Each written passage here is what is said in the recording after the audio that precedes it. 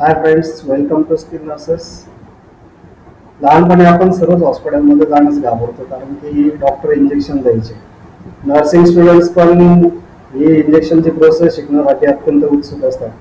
तर मी आज तुमच्यासाठी हा व्हिडिओ घेऊन आलोय. यामध्ये आपण इंट्रामस्क्युलर इंजेक्शनचे प्रोसिजर आणि काही महत्त्वाचे कॉम्पोनंट जे आहेत की जे मेडिकेशन ॲडमिनिस्ट्रेशनसाठी अतिशय महत्त्वाचे आहेत. उदाहरणार्थ rights of drug administration, syringe आणि निडल त्यांचे पार्ट्स आणि मेडिकेशन कार्डचा फॉर्मॅट. तर सुरू करूया डेफिनेशन आणि purposes of intramuscular injection. Intramuscular injection ही एक अशी टेक्निक आहे की ज्यामध्ये आपण मेडिसिन हे मसलमध्ये देत असतो.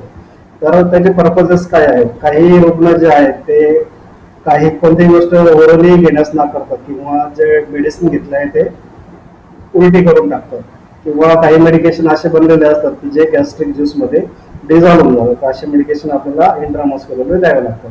काही पेशंटमध्ये लवकर इफेक्ट जाणवण्यासाठी ओरल मेडिकेशनपेक्षा लवकर इफेक्ट जाणवण्यासाठी आपल्याला आयएम इंजेक्शन द्यावं लागतं. तर त्यासाठी आपल्याला काय काय तयारी करावी, काय काय आर्टिकल्स आणि इक्विपमेंट्स आपल्याला तसं लागतं. त्यासाठी आपल्याला लागतं एक क्लीन ट्रे की ज्यामध्ये आपल्याला मेडिसिन घ्यायचं आहे की जे डॉक्टरांनी ऑर्डर केलं आहे रुग्णाला बरं होण्यासाठी आणि ट्रीटमेंटसाठी.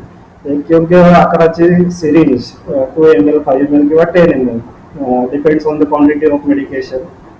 ते मेडिकेशन भरण्यासाठी निडल स्मॉलेस्ट साईजची निडल आपल्याला निवडायची आहे. 24 किंवा 23 प्रेफरेबली, किंवा मग जर इंजेक्शन खूप ऑइली असेल तर 22 साईजची निडल आपण निवडू शकतो.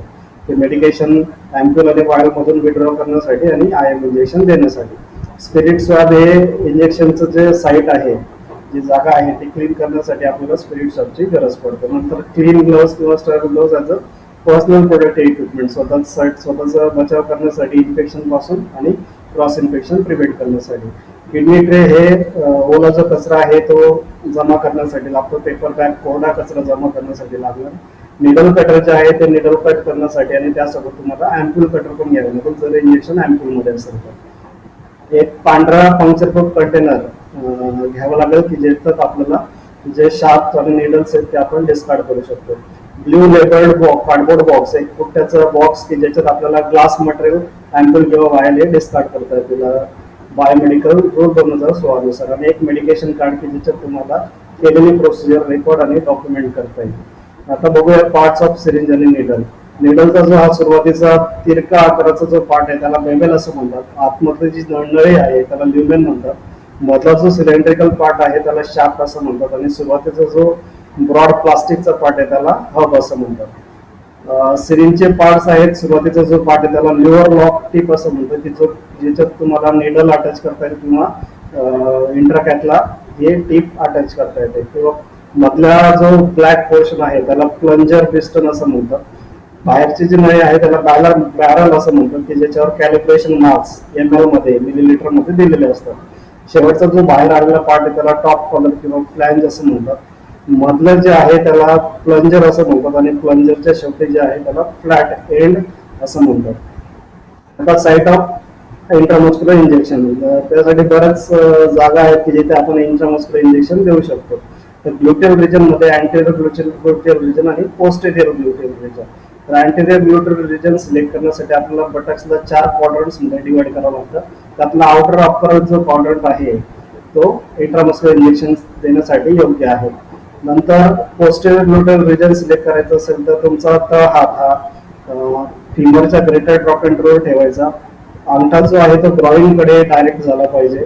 जे इंडेक्स फिंगर आहे ते अँटेरियर सुपरइलियाक स्पाइनवर ठेवायचं आहे आणि उरलेले 3 फिंगर्स इलियाक क्रेस्टवर पाल्पेट करून मागच्या साईडला पोस्टेरियर सुपरइलियाक स्पाइन पर्यंत न्यायचे. जो व्ही आकार तयार होतो इंडेक्स फिंगर आणि मिडल फिंगर मध्ये की ज्यामध्ये तुम्हाला पोस्टेरियर ग्लुटियल साईटवर इंजेक्शन देता येईल. लहान मुलांमध्ये आपण प्रेफरेबली व्हॅस्टस लॅटरलिस सायटो इंजेक्शन देतो की जे लॅटरल फिमोरल कॉन्डाइल आणि greater drop and drop femur याच्या मध्यभागी असतं. डेल्टॉइड मसल्स सिलेक्ट करायचे असेल तर ॲक्रोमियन प्रोसेस पाल्पेट करून 2 बोटांचा अंतर ठेवून खालचा जो त्रिकोणी भाग आहे त्याच्यात तुम्हाला इंट्रामस्क्युलर इंजेक्शन देता येईल. नंतर इंट्रामस्क्युलर देण्यासाठी पोझिशन पेशंटला कशी द्यायची. डेल्टॉइड रिजनवर देत असेल तर बसती स्थिती setting position is more comfortable. Then gluteal रिजनवर द्यायचं असेल तर पेशंटला प्रोन किंवा लॅटरल पोझिशन देतात की ज्यामध्ये नी फ्लेक्स असतो लॅटरमध्ये की ज्याच्यात मसल्स जे आहेत ग्लुटियल रिजनचे ते रिलॅक्स राहतात. आता राईट्स ऑफ ड्रग ऍडमिनिस्ट्रेशन आपण नेहमी 5 ते 6 राईट्स माहिती आहेत, तर हे आता नवीन update 10 rights of drug administration आले. त्याच्यात राईट पेशंट कसं सिलेक्ट करावं, पेशंटला त्याचं नाव विचारायचं, पेशंटच्या तोंडातून त्याचं नाव आलं पाहिजे तर ते राईट पेशंट आपल्याला सिलेक्ट करता येईल. नंतर राईट मेडिकेशन, ते सिलेक्ट करण्यासाठी 3 वेळेस तुम्हाला मेडिकेशनचं नाव बघायचं आहे. एकदा कबड मधून काढताना, नंतर मेडिकेशन कार्डवरचं नाव आणि अँप्यूल किंवा वायलवरचं नाव हे बरोबर आहे का नाही ते बघायचं आहे. आणि तिसऱ्यांदा मेडिकेशन विड्रॉ करताना तुम्हाला परत एक क्रॉस चेक करायचं की तुम्ही राईट मेडिकेशन घेताय का नाही. राईट डोस तुम्हाला मेडिकेशन कार्डवर ऑर्डर काय केलेला डोस आहे आणि तुमच्या अँप्यूलवर काय आहे ते चेक करून तुम्हाला राईट डोस बघायचा आहे. नंतर राईट रूट तुम्हाला सिलेक्ट करायचं आणि राईट साईट तुम्हाला सिलेक्ट करायची आहे ड्रग ऍडमिनिस्ट्रेशनची. मग ती IV, इंट्राडर्मल, सबक्यूट असू शकते. राईट टाइम, ड्रगची जी फ्रिक्वेन्सी आहे, ओडी दिवसातून एकदा, दिवसातून 2दा, दिवसातून 3दा, झोपायच्या वेळेस, या सगळ्या गोष्टी लक्षात ठेवून तुम्हाला राईट टाइम हा बघायचा आहे. राईट डॉक्युमेंटेशन ही अतिशय लिगल प्रोसिजर आहे की ज्याच्यात तुम्ही जी काही प्रोसिजर केली ती रेकॉर्ड करून ठेवायला पाहिजे. नंतर राईट क्लायंट एज्युकेशन, यामध्ये पेशंटला प्रोसिजर एक्सप्लेन करणं, पेशंटला मेडिकेशनचा इफेक्ट आणि साईड इफेक्ट बद्दल सांगणं हा पेशंटचा राईट आहे. आता पेशंटला राईट टू रेफ्यूज, म्हणजे पेशंटला ड्रग ट्रीटमेंट चॉईस करण्याचा हक्क आहे, तर हा राईट टू रेफ्यूज त्यामध्ये आहे की पेशंट ट्रीटमेंट रेफ्यूज करू शकतो. राईट असेसमेंट करण्यासाठी तुम्हाला ड्रग ऍडमिनिस्ट्रेशन करायच्या आधी पेशंटचं असेसमेंट करायचं आहे, त्याचे व्हायटल्स, फीवर, पेन हे चेक करायचं आहे. आणि ड्रग दिल्यानंतर त्याचा काय इफेक्ट होतो ते राईट इव्हॅल्युएशन मध्ये तुम्हाला बघायचं आहे. तर हे 10 राईट्स ऑफ ड्रग ऍडमिनिस्ट्रेशन आहे. मेडिकेशन कार्डच्या फॉर्मॅटमध्ये कोणकोणत्या गोष्टी असणं आवश्यक आहे, तारीख, टाइम, मेडिकेशनचं नाव, डोस किती अवेलेबल आहे, डॉक्टरांनी किती ऑर्डर केला आहे, कोणत्या रोगने ते इंजेक्शन द्यायचं आहे, किती दिवसातून किती वेळेस द्यायचं आहे आणि काही ऍडव्हर्स इफेक्ट वगैरे आहे का नाही ते रिमार्क्स मध्ये द्यायचं आहे. खाली इंजेक्शन देणाऱ्याचं साईन आणि सुपरवायझर किंवा इंचार्जचे साईन असते. पाठीमागच्या बाजूला मेडिकेशन कार्डच्या डाएट, फुल diet, salt restricted diet, high protein diet आणि पेशंटने जे काही घेतलं असेल ते मागच्या कॉलम मध्ये द्यायचं आहे. नंतर काही स्पेसिफिक इंटरव्हेन्शन किंवा ऍक्शन्स ऑर्डर केला असेल डॉक्टरांनी, उदाहरणार्थ व्हायटल सायन्स 3 तासांनी दर 3 तासांनी मॉनिटर करणे, पेशंटची पोझिशन चेंज करणे किंवा त्याला ॲम्ब्युलेट करणे, या सगळं स्पेसिफिक इन्स्ट्रक्शन मागच्या पेजवर दिले गेले पाहिजे. आता वळूया स्टेप्स ऑफ द इंट्रामस्क्युलर इंजेक्शनकडे. सगळ्यात पहिले तुम्हाला सर्व लागणारे सर्व आर्टिकल्स जवळ ठेवायचे आहेत एका ट्रेमध्ये, क्लीन ट्रेमध्ये. नंतर पेशंटला प्रोसिजर एक्सप्लेन करायची आहे, पेशंटला प्रायव्हसी द्यायची आहे कर्टन्सचा उपयोग करून आणि पेशंटला कम्फर्टेबल पोझिशन द्यायची आहे.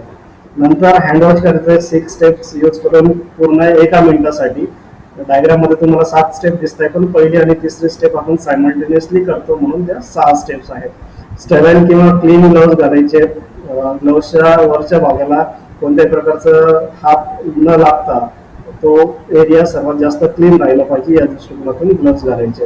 नंतर अँप्यूल किंवा नेडल, अँप्यूल किंवा वायल कट करून तुम्हाला इंजेक्शन हे योग्य रीतीने भरायचं आहे. सिरिंजला मग एक अप्रोप्रिएट साईजची नेडल लावून त्यातली एअर काढायची आहे. स्पिरिट शॉट घेऊन तुम्हाला जी जागा तुम्ही सिलेक्ट केली इंजेक्शन देण्यासाठी ती सर्क्युलर मोशनने आतून बाहेरच्या दिशेने क्लीन करायची आहे सिंगल स्वॅबने. नंतर निडल जी आहे ती 90 डिग्रीने इन्सर्ट करायची आहे. इन्सर्ट केल्यानंतर निडल सिरिंज ऍस्पिरेट करून बघायची की ती ब्लड वेसलमध्ये आहे की मसलमध्ये आहे हे बघण्यासाठी. जर सिरिंजमध्ये ब्लड आलं तर इमिजिएटली निडल काढून दुसरी साईड सिलेक्ट करायची आहे इंजेक्शन देण्यासाठी. नंतर हळूहळू इंजेक्शन हे पुश करायचं आहे. इंजेक्शन पूर्ण देऊन झाल्यानंतर निडल काढून गॉसपीसने 2 मिनिटं दाबून ठेवायचं आहे. सर्व पोचं झाल्यानंतर जे काही वेस्ट आहे ते तुम्हाला डिस्कार्ड करायचं आहे. जर रक्ताने भरलेला कॉटन स्वॅब असेल तर तो पिवळ्या बकेटमध्ये टाकायचा आहे. प्लास्टिकचं जे काही मटेरियल आहे उदाहरणार्थ सिरिंज किंवा ग्लोव्स ते रेड बकेटमध्ये. निडल जी आहे ती व्हाईट पंक्चर कंटेनर मध्ये निडल कट करून टाकायची आहे. आणि प्रोसेस झाल्यानंतर परत एकदा हँडवॉश करायचं आहे 6 स्टेप यूज करून 1 मिनिटासाठी. केलेली प्रोसिजर तुम्हाला मेडिकेशन कार्डवर आणि पेशंटच्या शीटवर रेकॉर्ड करायची आहे लिगल प्रूफ म्हणून की तुम्ही ही प्रोसिजर केली आहे.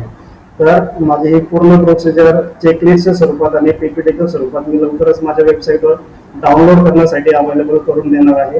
तुम्हाला व्हिडिओ आवडला असेल तर माझं यूट्यूब चॅनल सबस्क्राईब करा, माझ्या फेसबुक पेजला लाईक करा आणि काही क्वेरीज असतील तर skillnurses@gmail.com वर मला मेल करा.